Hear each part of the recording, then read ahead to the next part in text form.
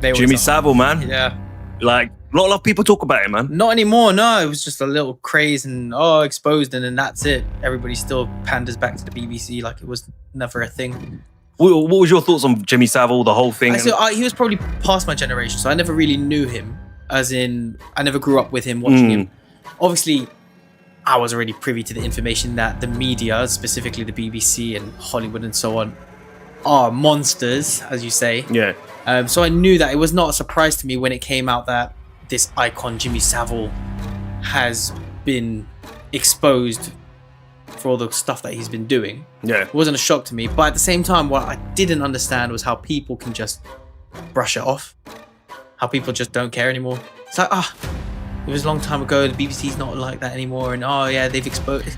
And that's where it's just like, what? I don't know if the BBC's not like that anymore. I mean, I definitely don't think that. Hugh Edwards recently, what happened with that guy? We know the BBC's inherently going to be like that. But I'm saying that the normies, the people out on the streets, Jimmy Savile was on the front page news for a bit. People were, victims were coming out talking about it. And it was just a little bit of a hype, and then boom, goes back. The thing is, the funny thing is, right? It's the same with the Epstein thing, right? Exactly the same. Right? It's the same thing, right? He was our Epstein.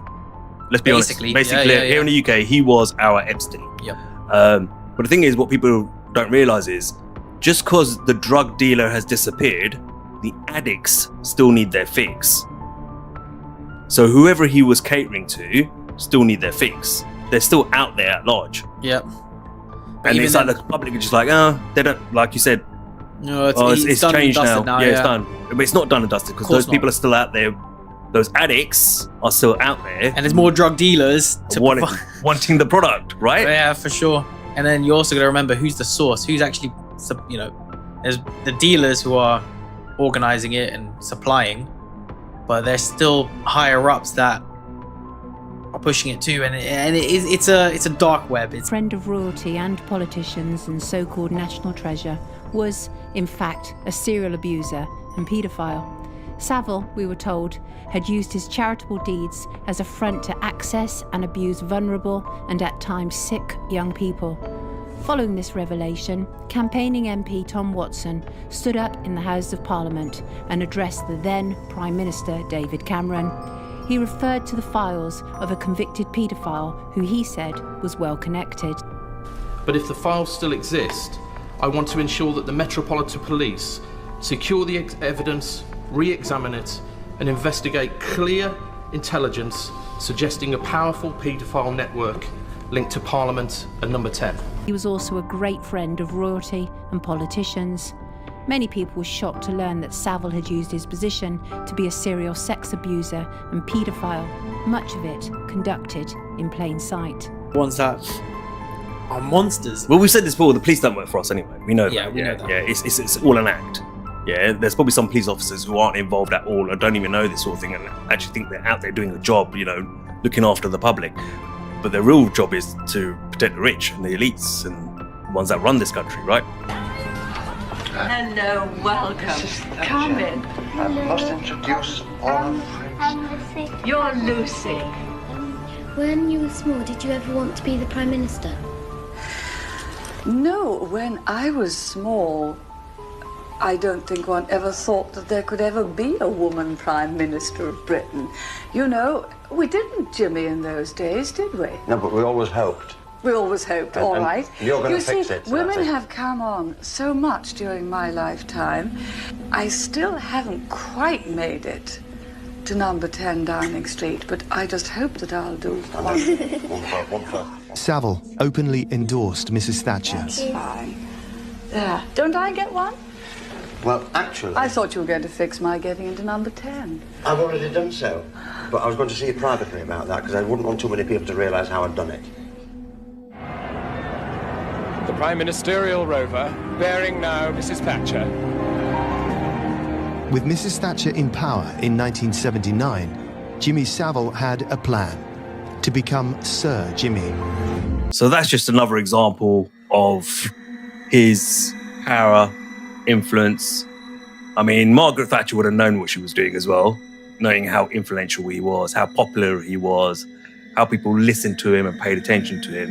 If she got him on his side, You're a shoo-in, yeah. You're a shoo-in for 10 Downing Street, right? You're a shoo-in for the next Prime Minister, which she clearly was. Yeah. I mean, for him then to give her 10 grand to donate to a charity of her choosing. Welcoming gift.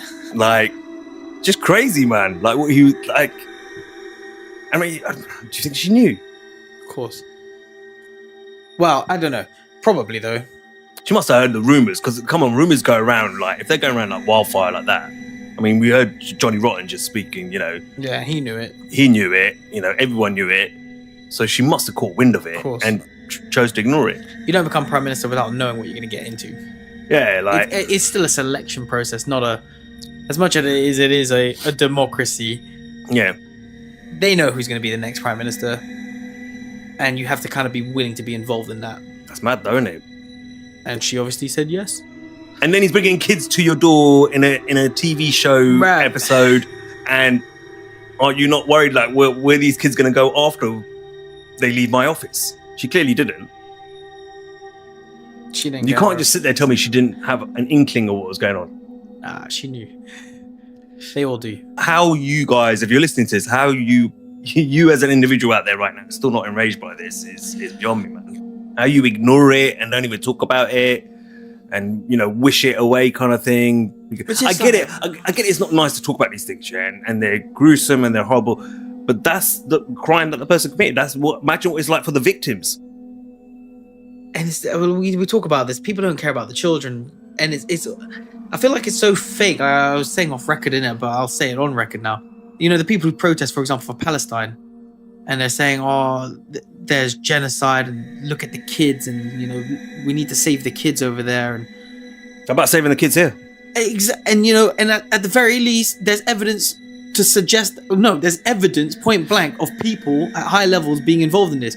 Why are you not protesting that? I'm not against people protesting.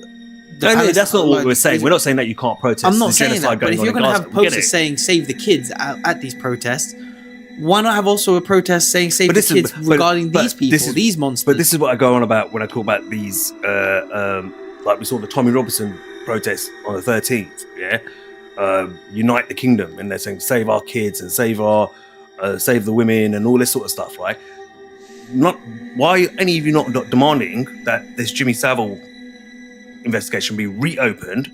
Why are you not outside Parliament? Why are you not outside the Church of England? We've exposed that as well, what the Church of England have done. Yeah, we did. You know, allowing paedophiles to work with them and kids, and then when they get caught, come out of jail, they rehire them to work with the same kids again. Crazy. That's the Church of England, but you don't care about that. You don't care about the 10,000 kids that go missing. Yes, a lot of people say, well, 93% of them come back after 3 or 4 days. Yeah, but no one asked the question, like that Scotland Yard detective said. Where did they go? Most likely child prostitution, guys. Like he said, even in here with Jimmy, like, or our social services system and stuff like that, where kids are being abused. No one gives a shit. But then suddenly, and it's a bit like you said, suddenly everyone cares about the kids in Gaza. Suddenly everyone cares about the illegal migrants coming in that are committing these same crimes. But you're not giving a shit about what's happened before, and probably still is continuing right now. And this is where I get mad about it. It's like, yes, I've got no problem with you calling out illegal migrants coming into this country who are committing sex offences against children and women. Got no problem with that. I've got no problem with you saying, you know, save the children of Gaza, because it's horrible what's going over there. It is a genocide to degree. They're trying to wipe them out. Get it. But when it comes to within our own country, the monsters that we've had here, like Gary Glitter, Jimmy Savile, clearly they've been involved with the political world, royal family, whatever it is. Crazy. We've had Prince Andrew with the whole thing with Epstein and the girl. That was that was a thing as well. She got paid off. He got stood down as a prince. Like, guys, what are you talking about? Like, why do you guys not want to protest that? But you're not protesting that at all. Protest it all, man. I just don't get it. That stuff you just kind of want to, no. But it's systemic. That's not happening. And actually protesting that, the elites and the higher level people actually will be the root solution. Yeah. Because it's trickling down from, it's starting up there. It starts from the top. You should be outside Scotland Yard. Yeah, protesting them like, now, who's at the top and what have they done about this? And hey, we hear you're in on it as well. Like, no, we want reform. We want this, like, justice. It's just ridiculous, man. Like, and that's the bit that annoys me, is that everyone acts like they care about the kids. No one actually cares about the kids. Nobody cares. It's fashion. I feel like, you're not going to say, I feel like it's fashionable for people on the left to support the Gaza thing. And I feel like the people on the right, it's the same thing. Yeah, like I feel a lot of those guys who on the right, and a lot of them are men, yeah, who've got no purpose, got no direction in their life, probably sit at a pub every night with their mates because it makes them, they don't want to be sitting at home on their own or whatever it might be. And this gives them a sense of belonging. Not the case of that actually, I actually give a shit about the kids. Do you know what I mean? Same with the left. Yeah, I stand for this. Yeah, I'm part of this. One day they could tell the kids, oh yeah, I'm watched in that. Yeah. Rather than, actually, I was actually there genuinely trying to make a difference. Yeah. Because I actually cared. Because if you actually cared, like you said, they would all be screaming about this, but they're not. They're not. It's identity. We do. We talk about it all the time. Yeah, I completely agree. Both sides, it's an ego thing of just feeling of belonging and identity politics, and nobody actually cares. No one actually gives a shit. They go back to their 95 the next day. Nobody cares. That's it. No one talks about it. Like if you brought it up with someone at work or a friend, oh, I don't want to talk about that. Why not? We should talk about it. Why don't you want to talk about it? Like, do you not care? That's not the response. If you've got kids out there, which most people have, would you want that to happen to your kid? No. Okay, so what are you doing about it then? Especially parents. Parents I don't understand the most. Don't understand it. Yeah, no. Parents I don't understand the most. The ones that have kids who just watch it and go, oh, that's terrible, isn't it? And your kid. And then you protect your own kid well enough, but there's other kids out there who are suffering. Like as a parent, I thought you'd be more vocal and more like, no, we need to do something about this. It's not just about my kids, it's about all kids. There's not, but then I just think it's all bullshit, man. I think it's all this protesting and all that stuff. None of you give a f***. It's just crap, in my opinion.